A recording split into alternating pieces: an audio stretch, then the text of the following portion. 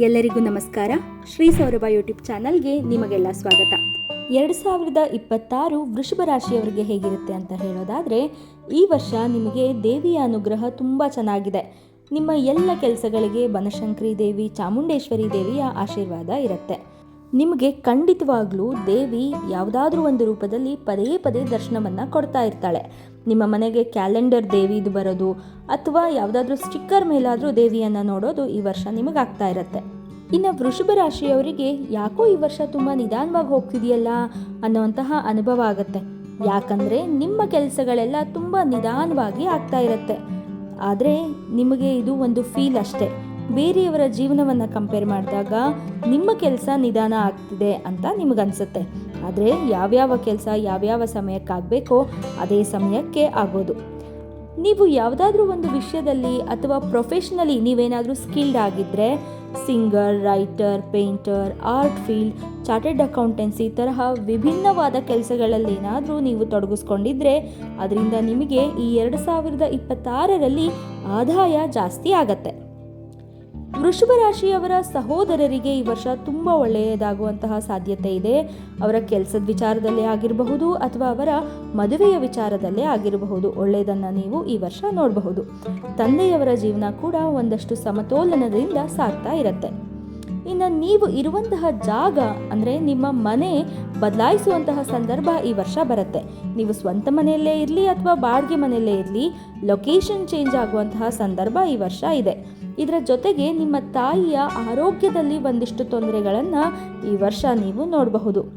Sugar, diabetes ಅಂತಹ ಕಾಯಿಲೆಗಳು ಕೂಡ ಬರಬಹುದು ಅಥವಾ ಇದ್ದಂಥವರಿಗೆ ಜಾಸ್ತಿ ಆಗೋ ಸಾಧ್ಯತೆ ಇದೆ. ಇಲ್ಲಾಂದರೆ ನಿಮ್ಮ ತಾಯಿಯವರು ಯಾವುದೋ ಒಂದು ಯೋಚನೆಯಲ್ಲಿ ಮುಳುಗಿರ್ತಾರೆ. ನನ್ನ ಜೊತೆ ಯಾರೂ ಇಲ್ಲ, ನನ್ನ ಜೊತೆ ಯಾರೂ ಕಷ್ಟ ಸುಖಗಳನ್ನು ಹೇಳ್ಕೊಳ್ಳೋದಿಲ್ಲ ಅಥವಾ ನನ್ನ ಕಷ್ಟ ಸುಖಗಳನ್ನು ಯಾರೂ ಕೇಳೋದಿಲ್ಲ ಅಂತ ಅತಿಯಾಗಿ ಯೋಚನೆ ಮಾಡ್ತಿರ್ತಾರೆ. ಮೋಸ್ಟ್ಲಿ ಅದು ನಿಮಗೆ ಹೇಗೆ ಹೇಳಬೇಕು ಅಂತಾನೂ ಅವರಿಗೆ ಗೊತ್ತಾಗ್ತಿರೋದಿಲ್ಲ.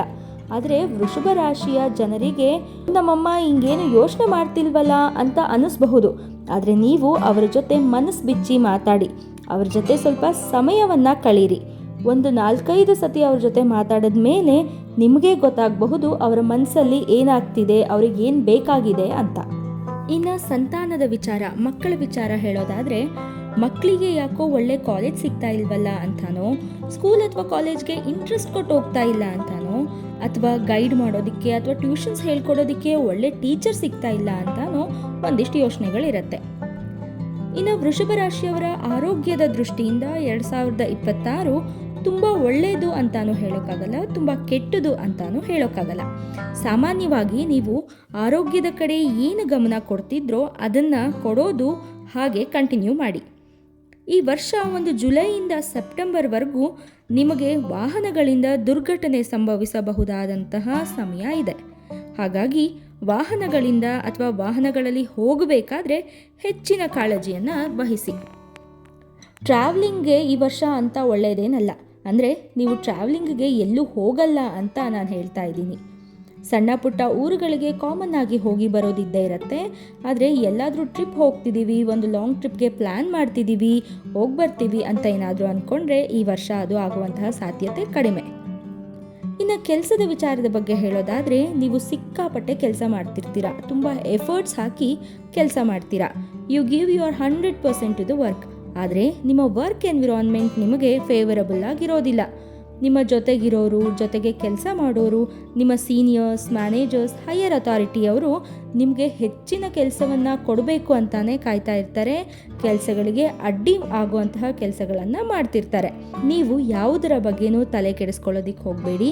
ನಿಮ್ಮ ಕೆಲಸ ಎಷ್ಟಿದೆ, ನೀವು ಎಷ್ಟು ಕೆಲಸವನ್ನು ಮಾಡೋದಕ್ಕೆ ಸಾಧ್ಯ ಅಷ್ಟು ಕೆಲಸವನ್ನು ಶ್ರದ್ಧೆಯಿಂದ ಮಾಡ್ಕೊಂಡು ಹೋಗಿ. ಅವರ ವಿರುದ್ಧ ಯಾವ ಮಾತನ್ನು ಆಡೋದಕ್ಕೆ ಹೋಗಬೇಡಿ. ಆದರೆ ನಿಮ್ಮ ಉತ್ತರ ಏನಿದೆ ಅದನ್ನು ನೀವು ನಿಮ್ಮ ಕೆಲಸದಿಂದ ಮಾಡಿ ತೋರಿಸಿ. ಅದರ ಇಂಪ್ಯಾಕ್ಟ್ ಜಾಸ್ತಿ ಇರುತ್ತೆ. ಇನ್ನು ಹಣಕಾಸಿನ ವಿಚಾರದಲ್ಲಿ ನಿಮಗೆ ತುಂಬ ಚೆನ್ನಾಗಿದೆ. ನೀವು ಹಣವನ್ನು ಗಳಿಸ್ತೀರಾ, ಹಾಗೆ ಹಣವನ್ನು ಉಳಿಸ್ಕೊಂಡು ಹೋಗ್ತೀರಾ. ಒಟ್ಟಾರೆಯಾಗಿ ಹೇಳೋದಾದರೆ, ನಿಮ್ಮ ಕೆಲಸ ಏನಿದೆ ಅದಷ್ಟನ್ನು ನೀಟಾಗಿ ಕ್ಲೀನಾಗಿ ಮಾಡ್ಕೊಂಡು ಹೋಗಿ. ಕೆಲಸದಲ್ಲಿ ಬದಲಾವಣೆ ಆಗೋದು ಈ ವರ್ಷ ಸ್ವಲ್ಪ ಕಷ್ಟನೇ. ಆದರೆ ನಿಮ್ಮ ಕೆಲಸದ ಜಾಗದಲ್ಲಿ ಅಥವಾ ನೀವು ಇರುವಂತಹ ಜಾಗದಲ್ಲಿ ಬದಲಾವಣೆಗಳು ಆಗಬಹುದು. ನಿಮ್ಮ ಸಂಗಾತಿಯೊಡನೆ ಕೂಡ ಸಾಧಾರಣವಾದಂಥ ಜೀವನವನ್ನು ನೀವು ನಡೆಸ್ಕೊಂಡು ಹೋಗ್ತೀರಾ. ಇದಿಷ್ಟು ವೃಷಭ ರಾಶಿಯವರ ಬಗ್ಗೆ. ನಿಮಗೆ ಈ ಮಾಹಿತಿ, ಈ ವಿಡಿಯೋ ಇಷ್ಟ ಆದರೆ ಒಂದು ಲೈಕ್ ಮಾಡಿ, ನಿಮ್ಮ ಆಪ್ತರೊಂದಿಗೆ ಶೇರ್ ಮಾಡಿ, ನಿಮ್ಮ ಅನಿಸಿಕೆ ಅಭಿಪ್ರಾಯಗಳನ್ನು ಕಮೆಂಟ್ ಮೂಲಕ ನಮಗೆ ತಿಳಿಸಿ. ಹಾಗೆ ಇನ್ನೂ ಸಬ್ಸ್ಕ್ರೈಬ್ ಆಗಿಲ್ಲ ಅಂದರೆ ನಮ್ಮ ಚಾನಲ್ನ ಸಬ್ಸ್ಕ್ರೈಬ್ ಮಾಡ್ಕೊಳ್ಳೋದನ್ನು ಮರಿಬೇಡಿ.